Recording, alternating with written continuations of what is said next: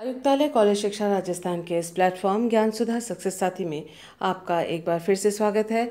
आइए आज हम करते हैं नेट जेआरएफ के केमिस्ट्री के रिएक्शन मैकेनिज्म से संबंधित कुछ एमसीक्यूज। पहला क्वेश्चन हमारे स्क्रीन पे है। इन्होंने पूछा है the reaction given below proceeds through, ये ऑप्शंस दिए हुए हैं, यानी यहाँ से यहाँ पर हमें पहुँचना है। ये सबस्ट्रेट है और ये प्रोडक्ट है। ये हमें जो रिएजेंट्स दिए हुए हैं जिनके साथ रिएक्शन हो रही है, और पूछा है कि ये जो अभिक्रिया है वो इनमें से किस इंटरमीडिएट के ज़रिए ये प्रोडक्ट हमें प्राप्त हो सकता है, ये सवाल है।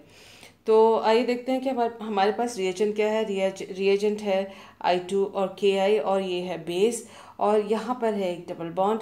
तो सबसे पहला जो ध्यान में आता है वो ये कि डबल बॉन्ड पे आयोडीन का एडिशन हुआ, और वो इस तरह से एडिशन होगा जिसमें ये नॉन क्लासिकल का हेलोनियम आयन बन रहा है। और आप देख सकते हैं कि यहाँ पर बेस है, साथ ही यहाँ पर COOH ग्रुप है, ये एसिडिक ग्रुप है। बेस ने इस एसिडिक ग्रुप से प्रोटॉन एब्स्ट्रैक्ट किया और इसको कार्बोक्सिलेट आयन में परिवर्तित कर दिया, और उसके बाद अगर ये O- यहाँ पर है, वो O- यहाँ से बैक साइड अटैक करता है। कार्बन आयोडीन बॉन्ड के इलेक्ट्रॉन्स आयोडीन लेकर यहाँ से निकल जाता है। ये बॉन्ड टूटता है और ये बॉन्ड बना हुआ रहता है। तो ऐसी स्थिति में ये रहा बॉन्ड बना हुआ, ये जो बॉन्ड था वो टूट गया, और ये नया बॉन्ड यहाँ से ऑक्सीजन और कार्बन के बीच में नया बॉन्ड बना। तो इस तरह से हम देख सकते हैं कि ये जो रिएजेंट है उसके ज़रिए अपने को यही इंटरमीडिएट मिलता है। ये जो नीचे से दिखाया हुआ है बैक साइड, दिस इज़, ये इसकी स्टीरियोकेमिस्ट्री सही नहीं है, ना तो इसकी है, क्योंकि जब आयोडीन जुड़ेगा तो ऊपर की दिशा से ही जुड़ेगा, बैक साइड यहाँ नीचे से की तरफ से नहीं जुड़ेगा, क्योंकि वहाँ पर उसको स्टेरिक हिंडरेंस और रिपल्शन जो है वो COOH का रिपल्शन और स्टेरिक हिंडरेंस दोनों मिलेगा, क्योंकि ये रिंग जो है इस तरह से बेंड है। तो नीचे से एडिशन होने में डबल बॉन्ड पर स्टेरिक हिंडरेंस और इलेक्ट्रॉन रिपल्शंस एक्सक्यूज़ मी, दोनों ही ज़्यादा होंगे। तो इस तरह से यही हमारा करेक्ट ऑप्शन है, नंबर A। तो आइए देख लेते हैं इसका रिएक्शन। ये देखिए, ये हमारा सबस्ट्रेट था और डबल बॉन्ड यहाँ था, आयोडीन का एडिशन हुआ, ऊपर से ही होगा। स्टीरियो केमिकली ये ज़्यादा स्टेबल रहेगा। अप्रोच जो आयोडीन की यहाँ पर होगी आसानी से होगी बिना रिपल्शन के। इस तरह से एक हेलोनियम आयन इंटरमीडिएट बना है। साथ ही COOH का प्रोटॉन बेस ने निकाल लिया और कार्बोक्सिलेट आयन में इसको परिवर्तित किया। बैक साइड अटैक हुआ है, आप देख सकते हैं। ये वाला बॉन्ड टूटा है और ये कार्बन आयोडीन बॉन्ड नया कार्बन आयोडीन बॉन्ड जो है वो बना हुआ रहा है, और यहाँ जो बॉन्ड था वो टूट गया। और इस तरह से बैक साइड अटैक से ये एक कार्बन ऑक्सीजन बॉन्ड नया बना है। So this was the answer. इससे पहले कि हम नेक्स्ट रिएक्शन को करते हैं, आइए जान लेते हैं कुछ बातें बर्च रिडक्शन के लिए। देखिए, अगर इलेक्ट्रॉन डोनेटिंग ग्रुप हो तो वो ऑर्थो मेटा बर्च रिडक्शन को प्रोमोट करता है, उसको होने में सहायता करता है। देखिए, इलेक्ट्रॉन डोनेटिंग ग्रुप है मिथॉक्सी ग्रुप या एल्कोक्सी ग्रुप, और इसमें जो बर्च रिडक्शन में जो इंटरमीडिएट बनता है वह इंटरमीडिएट इलेक्ट्रॉन डोनेटिंग जो ग्रुप के द्वारा वो स्थायित्व ज़्यादा प्राप्त करता है। इसीलिए आप देख सकते हैं कि ये इलेक्ट्रॉन डोनेटिंग ग्रुप इस रिंग में प्रेजेंट है, और ऑर्थो यानी इस मिथॉक्सी ग्रुप, ये जो मिथॉक्सी ग्रुप जिस कार्बन से जुड़ा हुआ है उसका ऑर्थो और उसका मेटा पोजिशन जो है वो दोनों रिड्यूस हो गए। इसके अलावा ये जान लेते हैं एक और बात, वो कि electron donating groups favour epoxidation, यानी डबल बॉन्ड है और उसका अगर इपॉक्सीडेशन हुआ है तो ऐसे में अगर डबल बॉन्ड के साथ इलेक्ट्रॉन दाता समूह जुड़े हुए हों तो इपॉक्सीडेशन फास्ट हो जाएगी और आसानी से हो जाएगी। इसी तरह से एल्काइल ग्रुप जो है वो इलेक्ट्रॉन डोनेटिंग है, और एल्कोक्सी ग्रुप जो है वो भी इलेक्ट्रॉन डोनेटिंग है, लेकिन एल्कोक्सी ग्रुप जो है वो अधिक प्रबलता से इलेक्ट्रॉन डोनेट या इलेक्ट्रॉन दाता समूह है, प्रबल इलेक्ट्रॉन दाता समूह है, उसकी तुलना में एल्काइल ग्रुप उतनी प्रबलता से इलेक्ट्रॉन दाता समूह की तरह कार्य नहीं करता है। इन बातों को ध्यान में रखते हुए आइए जान लेते हैं, आइए देख करते हैं नेक्स्ट क्वेश्चन हमारा। इसमें the major product A and B in the following reaction sequence are. तो ये मेजर प्रोडक्ट इन्होंने पूछा हुआ है और ये लिक्विड अमोनिया दिया हुआ है लिथियम के साथ, जो कि ये दर्शाता है कि यहाँ पर बर्च रिडक्शन होने वाला है।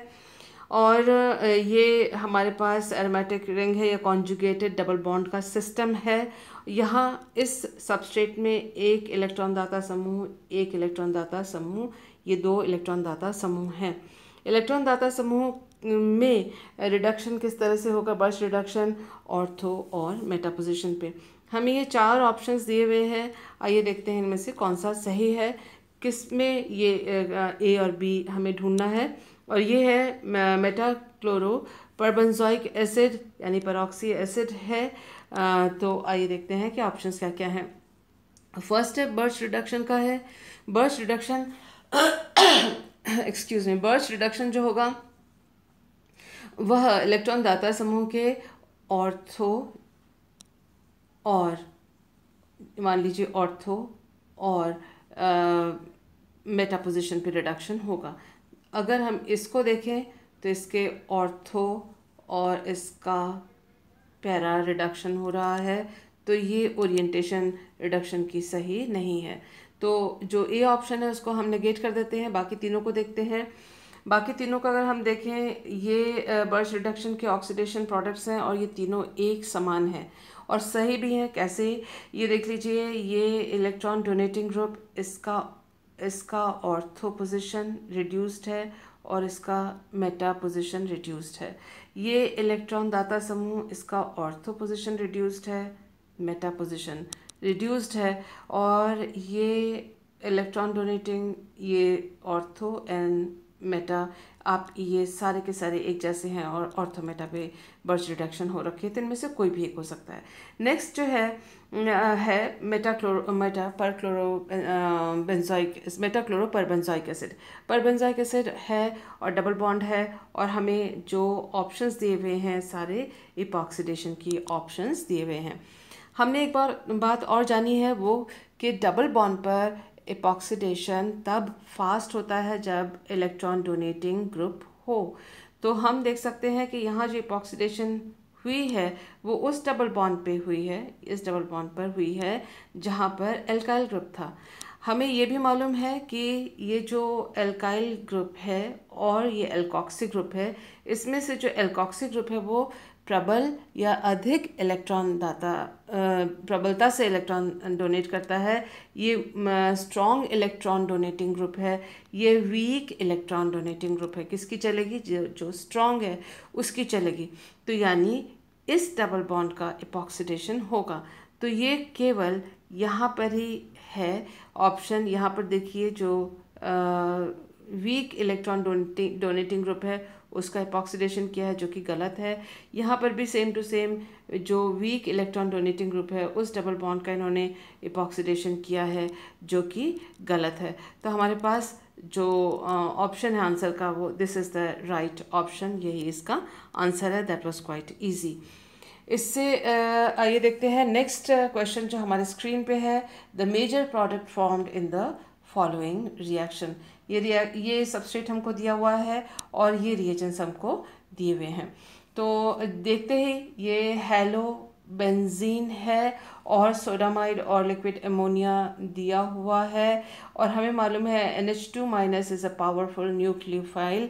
और हमें ये भी मालूम है कि बेंजाइन मैकेनिज्म से ये रिएक्शन होने वाली है, क्योंकि उसके लिए ये रिएजेंट यूज़ होता है और स्पेशली अगर हेलो बेंजीन हो तो उसके लिए आराम से इसको यूज़ कर सकते हैं बेंजाइन मैकेनिज्म के द्वारा। अब हम देखते हैं कि बेंजाइन मैकेनिज्म में हैलोजन और एक हाइड्रोजन निकलता है और ट्रिपल बॉन्ड बनता है, जैसा कि आप यहाँ देख रहे हैं। और ट्रिपल बॉन्ड जो है वो यहीं बनेगा, इस साइड नहीं बन सकता। क्यों? क्योंकि यहाँ पर मिथॉक्सी ग्रुप जोड़ा हुआ है और इस जगह पे कोई हाइड्रोजन यहाँ पर नहीं है, इसलिए डबल बॉन्ड इस साइड में ही बनेगा, क्योंकि यहीं पर हाइड्रोजन अवेलेबल है और इधर हाइड्रोजन अवेलेबल नहीं है। सो यहाँ डबल बॉन्ड बना। अब इसमें NH2 माइनस जो न्यूक्लियोफाइल का अटैक होगा और वो अटैक इस कार्बन पे ज़्यादा होगा, यानी इस कार्बन पे ज़्यादा होगा, इस पे कम होगा, क्योंकि इस पे अगर NH2 जुड़ता है उसके इलेक्ट्रॉन और OMa के इलेक्ट्रॉन्स आपस में रिपेल कर सकते हैं। स्टेरिक हिंडरेंस और इलेक्ट्रॉन रिपल्शन इस पोजीशन पे होगा, तो ये माइनर प्रोडक्ट होगा। इन्होंने पूछा है मेजर, तो मेजर ये वाला प्रोडक्ट होगा जो कि मेटा पोजीशन पे आके बनता है, ताकि इसमें रिपल्शंस जो है वो इन दोनों ग्रुप्स में कम हो। So this is the correct answer for this particular question. इससे पहले कि हम नेक्स्ट क्वेश्चन करते हैं, आइए जान लेते हैं, दोहरा लेते हैं हेक रिएक्शन के बारे में जानकारी। हेक रिएक्शन से संबंधित MCQs हमने इससे पहले इस ज्ञान सुधा सक्सेस साथी सीरीज़ में हमने किया हुआ है। MSc रिएक्शन मैकेनिज्म MCQs को सॉल्व करने के दौरान हमने हेक रिएक्शन के ऊपर कई एग्जांपल्स किए हुए हैं। तो एक बार और फिर हम दोहरा लेते हैं। हेक रिएक्शन में एल्कीन यूज़ होता है और एल्काइल हैलाइड यूज़ होता है, पैलेडियम का कैटलिस्ट यूज़ होता है, बेस यूज़ होता है, और रिएक्शन देखने में बड़ा सिंपल है, लेकिन विदाउट कैटलिस्ट ये संभव नहीं है। इसके मैकेनिज्म के बारे में हमने इससे पहले इसी सीरीज़ में हमने पहले हेक रिएक्शन का डिटेल मैकेनिज्म किया भी हुआ है MCQ सॉल्व करते समय नेट JRF के। तो यहाँ आप सिर्फ देख लीजिए कि जब आप प्रोडक्ट देखते हैं, ये देखिए एल्काइल हैलाइड R' इसमें लगा हुआ है, R' आके इस डबल बॉन्ड के इस सिरे में जुड़ जाता है। ये हाइड्रोजन इस हैलाइड के साथ यहाँ पर HX के रूप में निकल जाता है।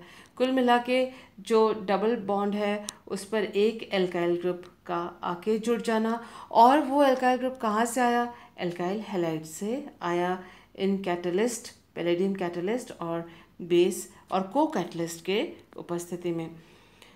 आइए हम देखते हैं इस क्वेश्चन में क्या कहा गया है। The major product formed in the following reaction. जैसे हमने रिएक्शन के कैटलिस्ट देखे, पैलेडियम एसीटेट देखा, यहाँ पर हमने बेस देखा और ये को कैटलिस्ट देखा, देखते ही हमको हेक रिएक्शन की बात याद आ गई। साथ में यहाँ पर एल्काइल आयोडाइड या आप कह सकते हैं एल्काइल हैलाइड इधर है और यहाँ पर डबल बॉन्ड भी है, तो फिर हम जो आसानी से हेक रिएक्शन को कर सकते हैं। देखिए ये इंट्रामॉलिक्यूलर हेक रिएक्शन है जैसा कि यहाँ पर दिखाया गया है, और ये जो C बॉन्ड है वो सिंगल बॉन्ड है। तो ये जो यहाँ दिखाया गया है इस तरह से ट्रांस आइसोमर, इसको हम इस बॉन्ड को रोटेट करके इस तरह से दिखा सकते हैं, क्योंकि एक सिंगल बॉन्ड है तो आराम से रोटेट होगा, और उसमें इंट्रामॉलिक्यूलर हेक रिएक्शन ये है एल्काइल हैलाइड की तरह कार्य कर रहा है, ये एल्कीन की तरह कार्य कर रहा है, और ये आके इसमें जुड़ जाता है। यहाँ से एक हाइड्रोजन, इस जगह से एक हाइड्रोजन निकल के चला जाएगा H और I, और ये दोनों आपस में जुड़ जाएंगे। तो आप देख सकते हैं कि एल्कीन जो डबल बॉन्ड था उसमें एक और प्रतिस्थापित यहाँ पर, या एक और सब्सटीट्यूएंट यहाँ पर आके जुड़ गया है। तो हम इन सभी में जो ऑप्शन ढूंढते हैं तो पाएंगे कि this is the correct option, क्योंकि यही इस प्रोडक्ट को दे सकता है। और क्योंकि सिन एडिशन एक ही डायरेक्शन से होगा ये, तो इसलिए ये दोनों हाइड्रोजन और ये साइनो ग्रुप जो हैं एक ही प्लेन में उभर कर निकल कर आएंगे। So this is the correct option, the answer for this question. Thank you for being with me.